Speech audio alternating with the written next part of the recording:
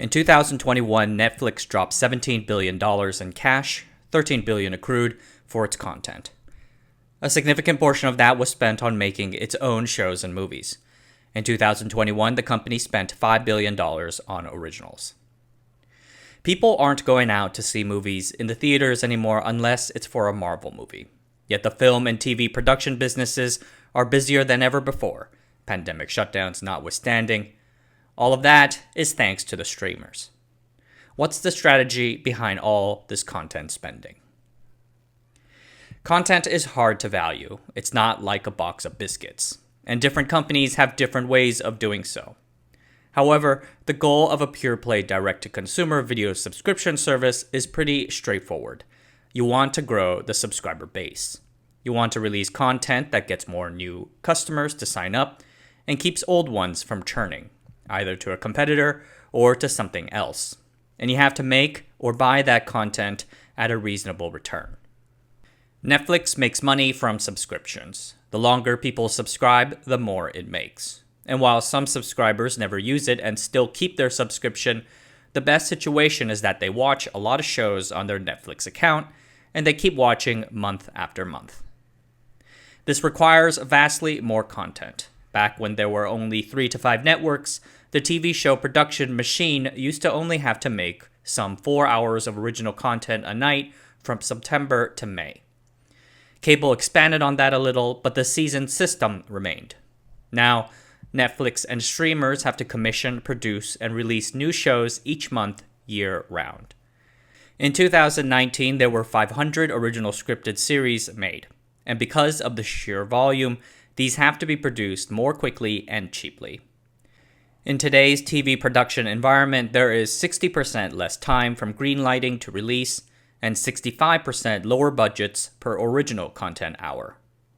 Amazon, and I presume Apple too, add a few tweaks to the model. Yeah, they care about acquisition and retention too, but they also use their video subscription products, Amazon Video Prime and Apple TV Plus, has retention tactics within their particular ecosystem. It is content marketing, billion-dollar white papers.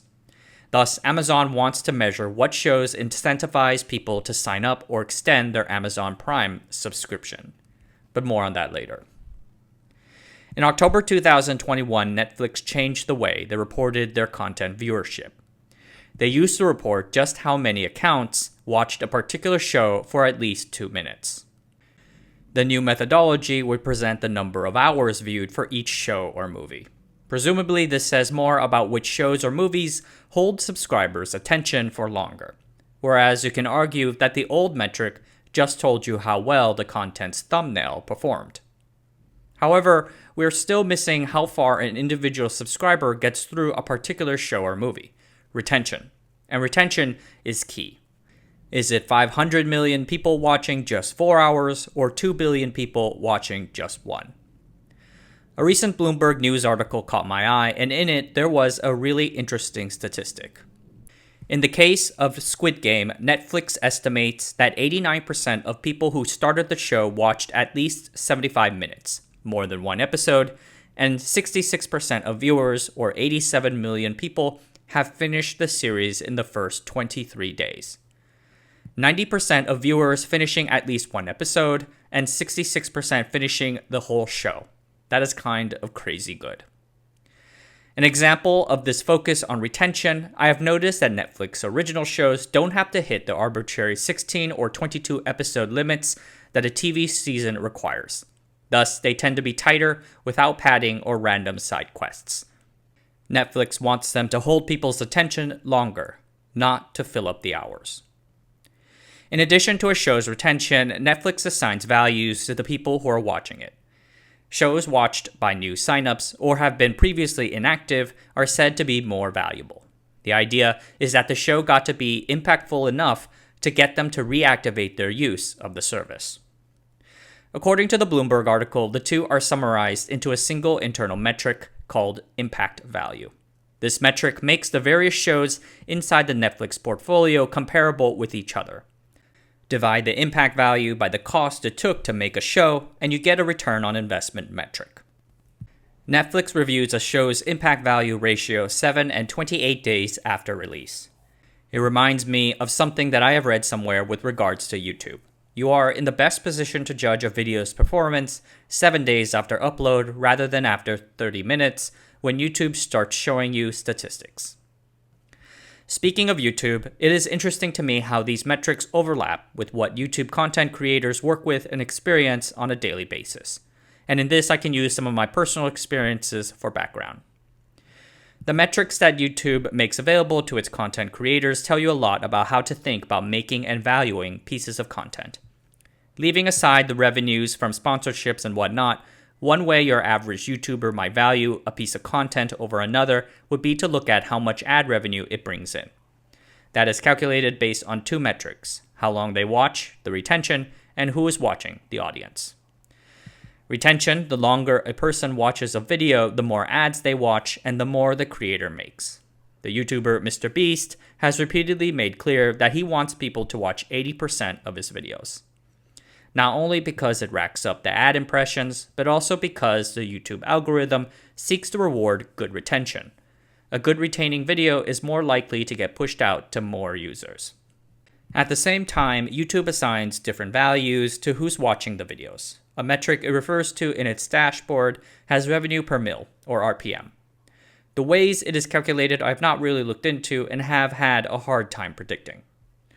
What I have found most reliable, but not always so, is by country. Viewers in Australia, the United Kingdom, and the United States deliver a much higher RPM than those in Taiwan, for instance. That being said, I cannot say that it much affects how I, in particular, pick and choose my topic ideas. As I mentioned earlier, Amazon's strategy for Prime Video is slightly different from that of Netflix's.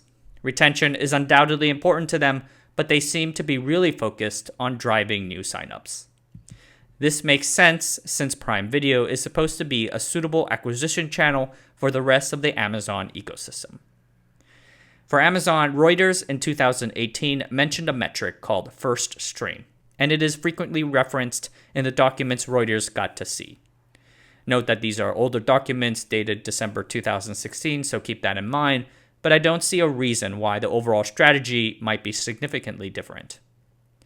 If someone streams the motoring series Grand Tour right after they sign up for Prime, then that show gets credited for the win, something they call a first stream. In that show's first season, Reuters reported that the Grand Tour had over 1.5 million first streams to Prime worldwide. Once you have established these metrics as your ground truth, you're able to then calculate your returns by dividing by the amount of money you pay to acquire or create the piece of content. The Grand Tour in this case costs $49 per Prime signup, the best of its cohort, which is not bad if you recall that Prime cost $99 back then, $119 now, which means you've immediately made back your cost on revenues, not profit. But add to that the strategic benefit to Amazon for someone to have Prime. Prime members are far more locked into the ecosystem, buy more stuff and all, and the show was a huge win for them. In 2020, Amazon spent $11 billion on content, up 41% from the previous year. The fact this budget has kept on growing means that the strategy is working. The biggest and most dressed up content marketing budget in the world. Originally, the company invested in niche TV that garnered critical acclaim and won big at the award shows. Bezos himself mentioned it in 2016. When we win a Golden Globe, it helps us sell more shoes. By 2017, however, the data conclusively showed that high-end prestige dramas and their awards were not delivering better cost per acquisition numbers than four-quadrant blockbusters. In other words, more shows like Game of Thrones rather than transparent. The company promptly changed tactics with a variety of franchises like The Wheel of Time and Tom Clancy's Jack Ryan, and of course, the $500 million mega deal for the Lord of the Rings prequel TV series. I recently watched, on Netflix, an episode of the TV show Voir, made by the YouTubers who made Every Frame a Painting. This episode is called Film versus Television, and it notes how the two mediums developed their own distinct, straightforward style. Film, with its limited time budget but richer canvas, television with an emphasis on character but shot to be watched on smaller screens. It has made me think more about the style of a piece of content made for a streaming platform. I think that content, even if Netflix labels it a movie, falls more on the TV spectrum. They apparently encourage their filmmakers to accommodate second screen consumption. In other words, on the phone while something else is going on up on the television, which means less budget for the art department with bland props, bare walls, and big close-ups of actors saying their lines. The analytics are apparently bearing out the experiment. Everyone seems to hate Red Notice, but it's been the #1 stream movie for a while. It's interesting to consider how the streaming business model will affect the viewing experiences of its content. Redditors say they want all their movies on streaming and never have to go to the theaters ever again. Maybe they should consider what that might mean for the content they'll end up watching.